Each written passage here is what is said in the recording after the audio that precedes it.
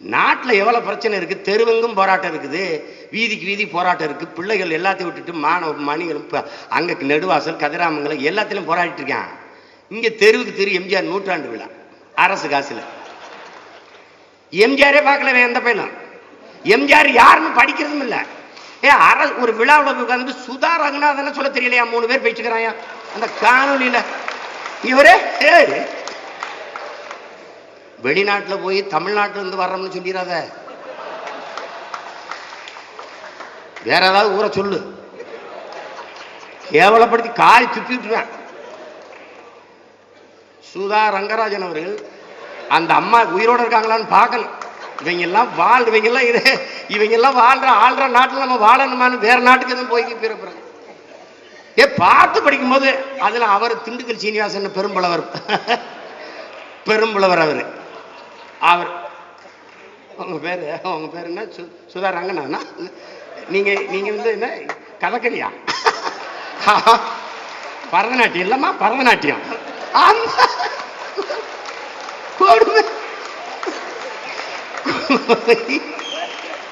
இனிமே அந்த அம்மா பாடுறதே நிப்பாட்டிடுவாங்கன்னு நினைக்கிறேன்.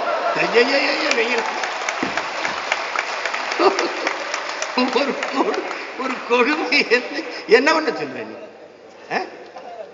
ஆத்து மணல அல்றதை எப்ப நிறுத்தீங்கன்னா இன்னும் 3 ஆண்டுகளில் நிப்பாத்திடுவோம். 3 நாளே தள்ள மாட்டாரு. அதுலயும் அவர் பேசுறாரு முதலமைச்சர், தேடி தேடி பார்த்தாலும் எங்கள் ஆட்சியில் ஒரு குறையே சொல்ல முடியாது. ஒரு தம்பி போடுறான், உங்க ஆட்சியை தாயா காணாமனு தேடிக்கிட்டு இருக்காங்க.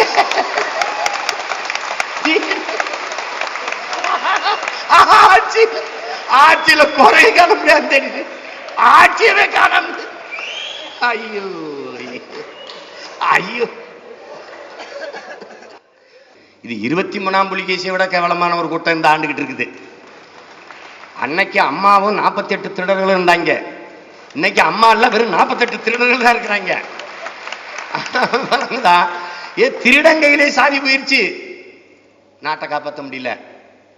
ஐயா வராரு முதலமைச்சர், வானூர்தி நிலையத்திலிருந்து இறங்கி இந்த ஊடகவியலாளர்கள்லாம் போய் நிற்றாங்க. ஐயா, நீட்டு தேர்வில் என்ன முடிவு எடுத்திருக்கீங்க? உச்ச நீதிமன்றத்தினுடைய தீர்ப்பை நிறைவேற்றுவதாக நாங்கள் இருக்கிறோம். இந்த டாஸ்மார்க்ல ஒரு 3000 கடையை மூட சொல்லிச்சு, அதுல என்னவாக இருக்கிறீர்கள்? அதுல ஒண்ணு இல்ல, தேசிய நெடுஞ்சாலையில் இருக்கிற கடைகளை மூட சொல்லுது ஒரு அரசு. இதுக்கு மறுசீராய்வு மனுக்கு போகுதுங்க. குடிக்கிறதுல மறுசீராய்வு போகுது, பிள்ளைங்க படிக்கிறதுல வாய முடிக்கிட்டு இருக்கு. இங்க போயிட்டு என்ன பண்ணுது?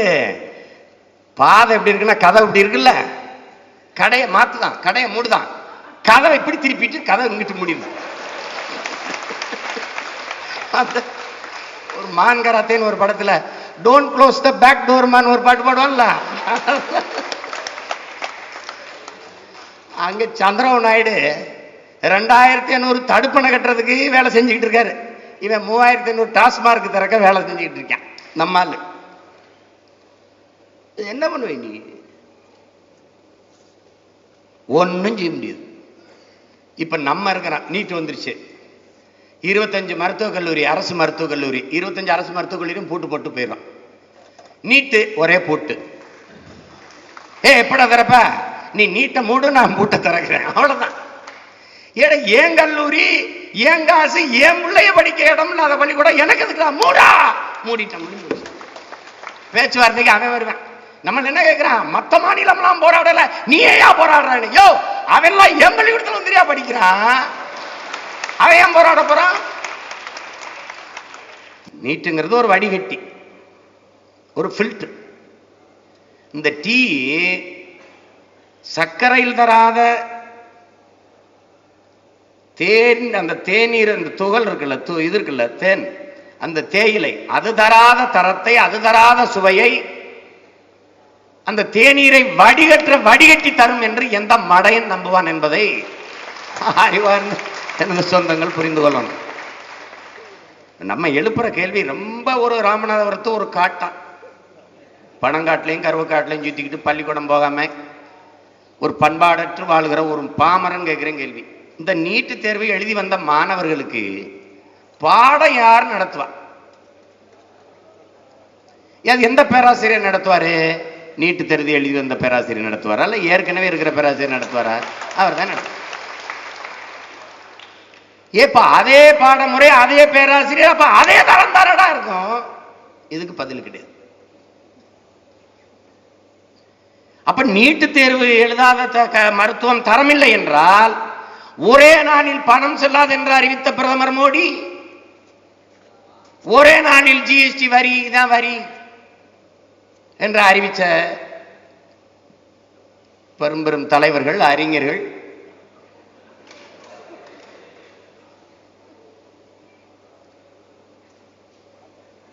ஒரே நாளில் இதுவரை படிச்சிருக்க இந்த டாக்டர்கள்லாம் அவெல்லாம் செலவணி ஆகாது, செல்லாதுப்பா, நீங்கள்லாம் இனிமேல் ஊசி போடாத, மருந்து மாத்திரை கொடுக்காது, நீ தரமற்ற போ. அதுல குறிப்பா அம்மா தமிழிசையா என்ன கிருஷ்ணசாமியாவது விலக வச்சிருக்கலாம்ல. ஏப்பா நீ என்னப்பா நீங்கெல்லாம் தரமில்லாத டாக்டர்ஸ் அப்பா, தொட்டாதப்பா நோயாளிய சொல்லாமல. விடுதலை பெற்ற 70 ஆண்டுகளில் ஒரு தரமான மருத்துவரை கூட தர முடியல, இவங்க உருவாக்க முடியல. அதுவும் பிரதமர் என்ன பேசுறார்? இந்தியா இஸ் அவர் நேஷன் ஹே. மேல கையத்துக்குனா வளர்ச்சின்னு பாக்குறான், கீழே கையக்குனா ஏதோ பாக்குறான், மேலும் கீழும் பார்த்து கழுத்து சுலுக்கி செத்து போயிட்டான் பல இந்தியன். அவர் ஒவ்வொரு வாரமும் ஒரு புது புது இந்தியாவை பெத்து போட்டு வேற நாட்டுக்கு போயிடுறாரு. இது அனாதை இந்தியாவா கிடக்குது. மருத்துவம் நோய் குணமாவது என்பது வெறும் மாத்திரையில் இல்லை, இதயத்திலிருந்து வராத சொற்கள், இதயத்திலிருந்து வராத சொற்களால் இன்னொரு இதயத்தை கவர முடியாது. அப்படி பேசுவதனால் எந்த ஆன்மாக்களையும் இணைக்க முடியாதுங்கிறான் கத்தே. அப்படி இதயத்திலிருந்து வருகிற அன்பு கலந்த, பாசம் கலந்த, கருணையில் கரைந்த இனிய வார்த்தைகளால் தான் பாதி நோய்கள் இங்கு சரியாகுது. இதை நல்லா கவனிச்சுக்கணும். எங்க ஊர்ல இன்னும் எம்பிபிஎஸ் படிச்ச மருத்துவர்கள் இல்ல, சாதாரண தலைவலி காய்ச்சல்னா என்ன தலைவலின்னா ஒன்றும் இல்லை சரியாயிரும், உங்களுக்கு என்ன செய்ய போகுது, ஒன்றும் இல்லை இந்த பாருங்க, இந்த மாத்திரை இந்த பொடியை இது பண்ணிட்டு அப்படியே தேனில் குழைச்சி சாப்பிட்டுட்டு ஒரு 2 வேளை அப்படியே வேது பிடிங்க, வேப்பங்களை போட்டு செங்கல்ல உள்ள போட்டு அப்படியே போர்விட்ட மூடி அவன் சொல்றது இருக்குல்ல, அதிலே பாதி நோய் குணமாயிரும். ஆனா இங்க என்னன்னா முக்கியம், கூட வந்திருக்கிறது யாரு? அதிலே நம்ம பாதி பேர் பாதி நோய் கூட வந்திருக்க யாருப்பா? கூட வந்திருக்கிறது யாரு? அவரை கூப்பிடுங்க, அவன் தனியா கூட்டி பேசினா நமக்கு ஏதோ ஆயிடுச்சு பொருக்கடா. அவனை கூப்பிட்டு குசு குசுன்னு பேசி அவன் வந்து ஒன்றும் இல்லை மாப்பிள்ள இருமாப்பிள்ள வாரேன், அவன் போயிட்டு அவன் ஒரு சீட் வாங்கிட்டு முக்கியமான ஆளுக்கு சொல்லி விடுங்கன்னா முடிச்சுட்டாங்க கதை. இது இங்க பாருங்க, புதுச்சேரியில் எங்க அண்ணன் மகன், அவனுக்கு நெஞ்சு வலி வந்துருச்சு, ஜிப்மரில் போய் சேர்த்து விட்டாங்க என் தம்பிங்க, கட்சிக்கார பிள்ளைய. அவனுக்கு என்ன செய்யுதுன்னு நெஞ்சு வலிக்குதுன்னு சொல்றான், அந்த டாக்டருக்கு ஒன்றும் புரியல. அவன் வந்து 1/2 மணி நேரம் அதை விவாதிச்சு செத்து போயிட்டான். ஏன்? மொழி புரியல. அதுதான் நமக்கு கஸ்தூரி கூட சொன்னாங்க. நான் என்ன எங்க அப்பா தாவு காய்ச்சல், அது போய் இப்படி உட்கார்ந்துருக்கேன் பலோ, அவன் ஏதாவது சொல்லுவான், எனக்கு தெரியல, ஏதோ ஒன்று சொல்றான்னு வச்சுக்கிறேங்க. அவன் வந்து அது ஒன்று காய்ச்சலுப்பா குது குதுன்னு வருதுப்பா, ஒரு மாத்திரை கொடுப்பான், அவன் வயிற்று வலி கொடுப்பான், கிளவி செத்து போயிடுவான். என்னடா நல்லா தான் இருந்துச்சு கிளவி, ஆஸ்பத்திரிக்கு போய் செத்து போச்சுன்ட்டு. நான் தம்பிங்கிற படத்துல ஒரு காட்சி எடுத்திருந்தேன். தற்கொலை செய்வதற்காக விஷம் குடித்தான், பிழைத்துக் கொண்டான். விஷத்தில் கலப்படம். இன்னும் முடியலையே, மருத்துவமனையில் சேர்த்தார்கள், செத்து போனான். காரணம் மருந்தில் கலப்படம். அதான் பிரச்சனை. இங்க கொன்னு விடுவாப்பா, கொன்னு விடுவான். நீ நல்லா கவனிச்சுக்க. 2003 மத்திய நெல் ஆராய்ச்சி நிறுவனத்தினுடைய தலைவர் ராத்தேலால் ரிச்சாரியான்ட்டு 22,972 நெல் வகைகளை, பாரம்பரிய நெல் வகைகளை பாதுகாத்து வச்சிருந்தான். ஒரே நொடியில சின்சாண்டா நிறுவனத்துக்கிட்ட இந்த மொத்த நெல் வகைகளையும் எடுத்து கொடுத்துட்டான். அன்னைக்கு இந்தியாவிலேயே அழுதது யார் தெரியுமா? அந்த ராத்தேலால் ரிச்சாரியாவும் நமது பெரிய தகப்பன் நம்மாழ்வார் தான். மத்த எவனால அவனுக்கு கவலையும் இல்லை. இப்ப என்ன தெரியுமில்ல, ஐயா இறை என்ப ஒரு கதை எழுதியிருக்குது. ஒரு கால் பந்தாட்ட பயிற்சியாளர் வர்றான். மாணவர்கள் காத்துக்கிட்டு இருக்காங்க. வரும்போது அவர் வெறுங்கையோட வர்றாரு. என்னங்க நீங்க பந்து இல்லாம எப்படி வர்றீங்க, எப்படி பயிற்சி எடுக்கிறது அப்படின்னா, பந்து எடுக்காம வந்துட்டீங்க அப்படின்னா, வேணும் தான் எடுக்காம வந்தேன் அப்படின்னு. அப்புறம் எப்படி பயிற்சி எடுக்கிறது? எடுக்கலாம். கால் பந்து எத்தனை பேர் ஆடுறோம் அப்படின்னு. திடலுக்குள்ள எத்தனை பேர் நிப்பா? 22 பேர். சரி, யாரு எத்தனை பந்து வச்சு விளையாடுறோம்? ஒரே பந்து தான். அந்த பந்து யாராவது ஒருத்தங்கால தானே இருக்கும். கால் ஏற்கால பந்து இருக்குதோ அவனை விட்டுட்டு பந்து இல்லாத 21 பேர் என்ன முடிவெடுக்கிறானோ அதான்டா வெற்றியை தீர்மானிக்குதுங்கிறான். இது நல்லா நுட்பமா கவனிச்சுக்கணும். காலில் பந்து இருக்கிறவன்ல வெற்றியை தீர்மானிக்கிறவன், பந்து இல்லாத நிக்கிறான்ல திடலுக்குள்ள 21 பேர், அவன் தான் வெற்றியை தீர்மானிக்கிறான். இப்ப அதிகாரம் இருக்கிற எடப்பாடி பழனிசாமி கிட்ட பந்து இருக்கு, அவரெல்லாம் வெற்றியை தீர்மானிக்க போறது. பந்து இல்லாம நிக்கிற நாம தான் தீர்மானிக்கணும் வெற்றியை. நல்லா கவனிச்சுக்கணும். அது எப்படி? எங்க அண்ணன் யார்? எங்க அண்ணன் பொன் ராதாகிருஷ்ணன், எங்க அம்மா தமிழிசை. எப்படி பேச்சு தெரியுமில்ல?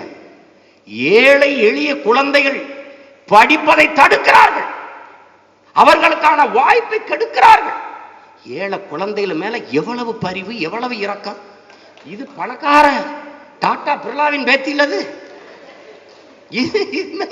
நல்ல கவனிங்க, ஏழைகளின் மேல அவ்வளவு இரக்கம். எல்லாரும் ஒரு மகாத்மா இல்லை, எல்லாரும் மகாத்மாக்கள். ஏழை விவசாயி மேல இறக்கப்பட்டாங்க, ஏழை நெசவாளி மேல ரொம்ப இறக்கப்பட்டுட்டாங்க, ஏழை மீனவன் மேல இறக்கப்பட்டாச்சு. இப்ப ஏழை குழந்தைகள் மேல இறக்கம். அம்புட்டு நடிப்பு, அம்புட்டு நாடகம். இந்திய நேரடியா படிக்க வைக்க முடியல, அதுக்கு வழி இல்லை. ஏன்னா எதிர்க்கிறாங்க, கேள்வியா கேட்கிறாங்க. ஹிந்தி படிச்சா வேலை கிடைக்கும், எங்க கிடைக்கும்னு கேட்கிறோம் நம்ம. ஹிந்தி படிச்சா வட மாநில வேலைங்க. அப்ப இங்க சோன் பப்படி சொட்டு வைக்கிறேன், பானிபூரி வைக்கிறலாம் யாருன்னு கேட்கிறேன். பதில் சொல்ல முடியல. அவங்க சொன்னாங்க பாருங்க, சேலத்துல போய் ஒரு இட்லி கேட்டா கூட ஹிந்தியில, ஏன்னா என் கடையில் வந்து வேலை செய்யறான். ஹிந்தி படிச்சா வேலை கிடைக்கும் எங்க? தமிழ்நாட்டில்.